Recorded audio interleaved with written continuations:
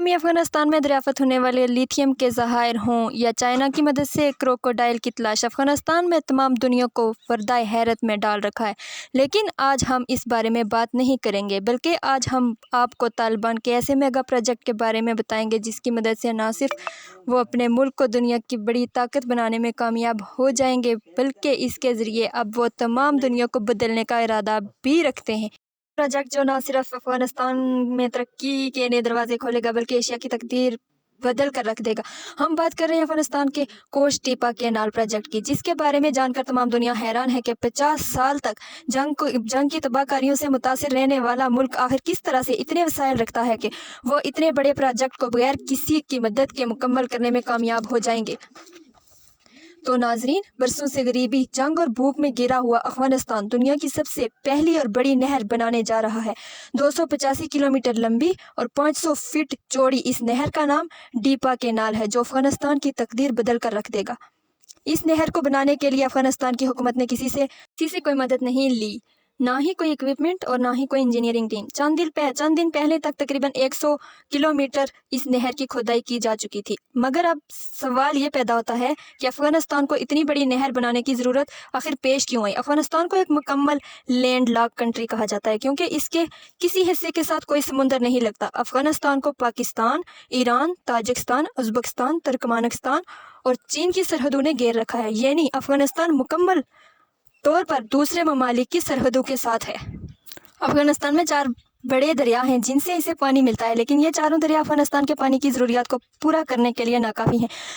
इसकी वजह यह है कि अफगानिस्तान हमेशा से पानी के मसाइल से दो चार रहा है। अफगानिस्तान की शुमाली इलाका जात पानी की सख्त कमी का शिकार है और अमेरिका और अफगानिस्तान की जंग के बाद मसाइल में और इजाफा हो गया। इसलिए फैसला किया गया कि 285 किलोमीटर के फासले तक एक मसनूई नहर बनाई जाए जो इन तमाम इलाकों को सैराब करे जो पानी की वजह से खुश्क साली का शिकार है। लिहाजा इस मनसूबे की मदद से 5.5 लाख एकड़ और बंजर रकबे को लहलाते हुए सरसब्ज खेतों में बदल दिया जाएगा, जिनमें गेहूं, गंदम, चावल और दूसरे अनाज उगाए जाएंगे। अगले 2 साल में अफगानिस्तान इस कैनाल की मदद से ना सिर्फ अपने मुल्क की ज़रूरियात के लिए गंदम उगा सकेगा, बल्कि 50% गंदम दूसरे मुल्कों को एक्सपोर्ट करने के काबिल हो जाएगा। नाजरीन, ये प्रोजेक्ट मार्च 2022 में शुरू हुआ था। उम्मीद की जाती है कि जिस तेज़ रफ्तारी से काम जारी है, ये प्रोजेक्ट 2025 तक मुकम्मल हो जाएगा। जब ये प्रोजेक्ट शुरू हुआ तो लोगों का कहना था कि अफगानी इंजीनियर्स टेक्नोलॉजी में इतनी महारत नहीं रखते, वो इतने बड़े प्रोजेक्ट को कंप्लीट कैसे कर सकेंगे। लेकिन आज तमाम दुनिया ये देखकर हैरान है कि अफगानी इंजीनियर किस महारत और मनसूबाबंदी और तेज़ रफ्तारी के साथ इस प्रोजेक्ट को मुकम्मल कर रहे हैं। इस प्रोजेक्ट को 3 फेजेस में डिवाइड किया गया है। पहले और दूसरे फेज़ में इस कैनाल की खुदाई की जाएगी और दूसरे कैनाल में तकरीबन 150 किलोमीटर तक खुदाई हो चुकी है। इस मकसद के लिए मंगवाया गया है। हैरानकुन बात यह है कि ये बुलडोज़र, क्रेनें और मशीनरी काफ़ी पुरानी है, लेकिन इससे भी ज़्यादा हैरानकुन बात यह है कि वो इस मशीनरी को बड़ी ही महारत से अपने मकसद के लिए इस्तेमाल कर रहे हैं।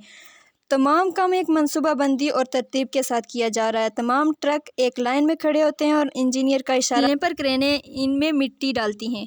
इंजीनियर ओके का इशारा करता है तो ट्रक इस मिट्टी को लेकर चल पड़ते हैं। इतनी ज़्यादा मिट्टी को एक जगह से दूसरी जगह मुंतकिल करना बहुत ही मुश्किल काम था, लेकिन अफ़गानी इंजीनियर्स ने इसका बहुत खूबसूरत हल निकाल दिया है।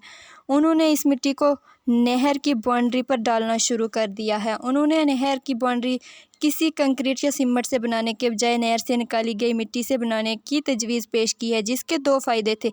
एक तो इस मिट्टी को एक जगह से दूसरी जगह मुंतकिल करने की झंझट से जान छूट गई, और दूसरी तरफ कंक्रीट की बाउंड्री के इजाफी खर्चे से बचने के साथ साथ इस मिट्टी को बाउंड्री में डालने का फ़ायदा ये भी हुआ कि पथरीली ज़मीन के बजाय मिट्टी की बाउंड्री इजाफी पानी को जज़्ब करेगी और इस बाउंड्री पर सब्जियों की फसल काश्त की जाएगी। दुनिया को ये देखकर और भी हैरानी हुई कि एक तरफ तो नहर की खुदाई का काम जारी है और दूसरी तरफ नहर के आसपास सब्जियां, पूरे पौधे और दरख्त लगाने का काम भी जारी हो चुका है।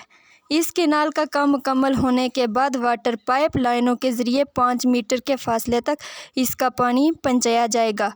एक बहुत हैरानकुन चीज़ जो दुनिया के सामने आई और वो ये थी कि इस नहर के पास पास बने वाटर पंप और ट्यूबवेल को चलाने के लिए बिजली के बजाय सोलर सिस्टम लगाए गए।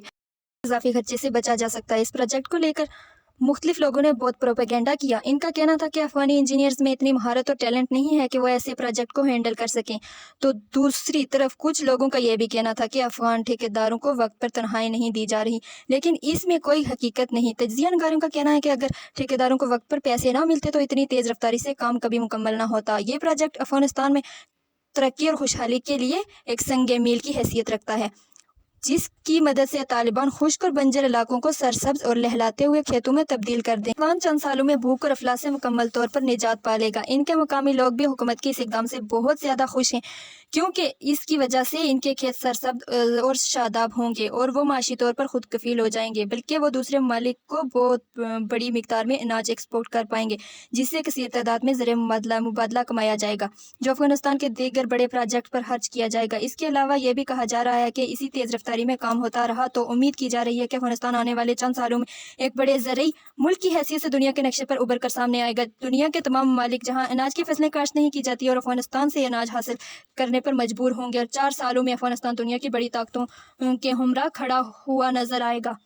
एक ताकतवर और माशी तौर पर खुद कफील होने की वजह से आलम इस्लाम के लिए भी मावन और मददगार साबित होगा। दुनिया देखेगी कि कैसे तालिबान जंग से जलते हुए अफगानिस्तान को कैसे सरसब्ज और शादाब लहलाते हुए अफगानिस्तान में बदल देंगे। अफगानी तालिबान ने ना जंग के बाद अपने हालात का रोना रोया और न कश्को लेकर IMF के पास $1 अरब कर्ज लेने पहुंचे, बल्कि उन्होंने मर्दाना वार अपने हालात का मुकाबला किया और अपने मौजूदा वसाइल को अच्छे तरीके से इस्तेमाल करते हुए अपने मुल्क को तरक्की की राह पर गामजन कर दिया। ना उन्होंने मॉडर्न और तरक्की याफ्ता होने के लिए दीन से दूरी इख्तियार की और ना ही करप्शन के जरिए बैरून मुल्क अपने अकाउंट्स खोले, बल्कि पूरी दुनिया ने देखा कि इंतहाई कम वसाइल के साथ आवाम की भलाई के लिए काम किया।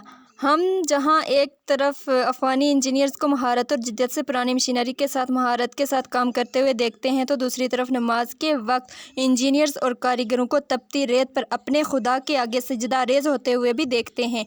सोचने वाली बात यह है कि हम जानते हैं कि अल्लाह ताला ने पाकिस्तान को बेशुमार ख़जानों से नवाजा है, तो क्या हमारे पास वसाइल की कमी है या अफरादी क़ुव्वत की कमी है? तो फिर हम क्यों कश्त को लेकर IMF के पास चले जाते हैं?